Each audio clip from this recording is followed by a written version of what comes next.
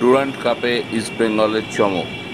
রবিবার মোহনবাগানকে 2-1 গোলে হারিয়ে ডুরান্ড কাপের সেমিফাইনালে উঠে গেল ইস্টবেঙ্গল।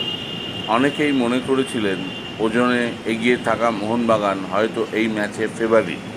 এমনকি আগের দিন সাংবাদিক সম্মেলনে জেসন কামিন্স সেই কথাই বলেছিলেন, ইস্টবেঙ্গলকে আমরা সম্মান করি, কিন্তু আমরা নিজেদের জয়ের ব্যাপারে আশাবাদী। ইস্টবেঙ্গল ম্যাচের আগে অনেক বিপদে পড়ে যায়। তাদের প্যালেস্টাইন মিডফিল্ডার রশিদের বাবা হঠাৎ করেই মারা যান, তাকে দেশে ফিরে যেতে হয়। তারপরে আজকে ম্যাচে নেমে মাত্র 18 মিনিটের মাথায় মরক্কো স্ট্রাইকার হামিদের চোট লাগে, তাকে উঠে যেতে হয়। বদলি হিসেবে নামেন দিয়ামান্তিকস। গ্রিক স্ট্রাইকার অচল আদুলি বলে প্রচার করছিলেন অনেকে, কিন্তু আসল ম্যাচে, বড় ম্যাচে, সম্মানের ম্যাচে ইস্টবেঙ্গলের নাম্বার 9 প্রমাণ করলেন কেন তিনি এখনও ম্যাচের রং বদলে দিতে পারেন। পেনাল্টি পেল ইস্টবেঙ্গল আশিস সাইয়ের ভুলে। তিনি বিপিনকে ফেলে দেন। বিশালকে পরাস্ত করে দিয়ামান্তিকসের শট ডান দিকে জড়িয়ে গেল। এরপর দ্বিতীয়ার্ধের শুরুতেই কিছুক্ষণের মধ্যে আবার গোল দিয়ামান্তিকসের।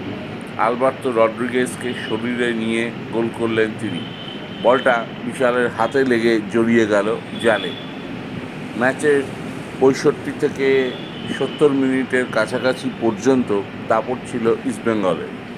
এরপর Jason Cummins, Dimitri Petratos, Suhail Ahmed ভাটকে নামালো মোহনবাগান।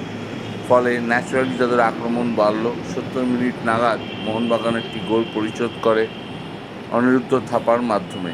বক্সের বাইরে থেকে থাপার শট জড়িয়ে যায় জালে। এরপরেও অবশ্য মোহনবাগানের কাছে গোলের সুযোগ এসেছিল। আশিস টাই ডান দিক থেকে কাট করে এসে বাপায়ের যে শট নিয়েছিলেন সেটা দুর্দান্ত দক্ষতায় সেভ করেন গিল, গোলরক্ষক গিল। এরপরেও অবশ্যই জিতে যেতে পারত ইস্টবেঙ্গল, মানে ব্যবধান বাড়াতে পারত। আজ ইস্টবেঙ্গলের ডিফেন্সে অনবদ্য খেলেছেন আর্জেন্টিনার সিবেলে, লেফট ব্যাকে চুংনুঙ্গা, রাইট ব্যাকে রকিব। আনোয়ারও দারুণ ফুটবল খেলেছেন। আর মিগুয়েল যখন বল ধরেছেন পার্থক্য গড়ে দিয়েছেন, জাত বুঝিয়ে দিয়েছেন। সাউ ক্রেসপো অনবদ্য মাঝ মাঠে। ওভারঅল মোহনবাগান যে সুযোগ পায়নি তা নয়, তাদের বল পজিশন শেষ দিকে বেশি ছিল। শটের নিরিখে অবশ্যই ইস্টবেঙ্গল এগিয়ে ছিল, কিন্তু সব মিলিয়ে আজ গেম প্ল্যানিংয়ে, প্লেয়ারদের ফিটনেসে এবং বলকে কনভার্ট করার ব্যাপারে মোহনবাগানকে টেক্কা দিয়ে গেল ইস্টবেঙ্গল। যোগ্য দল হিসেবেই জিতেছে তারা। শেষ দিকে প্লেয়ারদের মাথা গরম, হলুদ কার্ডও হয়, কিন্তু ইস্টবেঙ্গল সেমিফাইনালে।